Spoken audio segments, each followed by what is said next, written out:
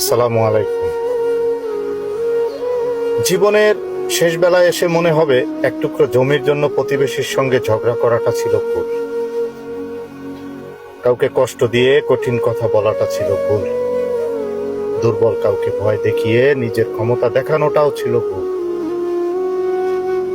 শেষ বেলায় মনে হবে ক্লাসের সবচেয়ে মেধাবী ছাত্র না হলেও জীবনে বড় কোনো ক্ষতি হয়নি। অনেক টাকা রোজগার করতে না পারলেও তেমন কোনো ক্ষতি হয়নি। জীবনের শেষ সময়ে কষ্টহীন একটুখানি শান্ত মৃত্যুই হবে সবচেয়ে বড় চাওয়া। শেষ বেলায় এসে মনে হবে মানুষের দোয়াটাই ছিল জীবনের সবচেয়ে মূল্যবান সম্পদ, যেটা আমি হয়তো অর্জন করতে পারিনি। মানুষের মনে কষ্ট দেওয়াটা ছিল সবচেয়ে বড় ভুল। শ্বাসকষ্টের মাঝে আটকে থাকা নিঃশ্বাসের ভারে তখন টাকার হিসাব নয়, শুধু মানুষের দোয়াটাই মনে হবে সবচেয়ে মূল্যবান।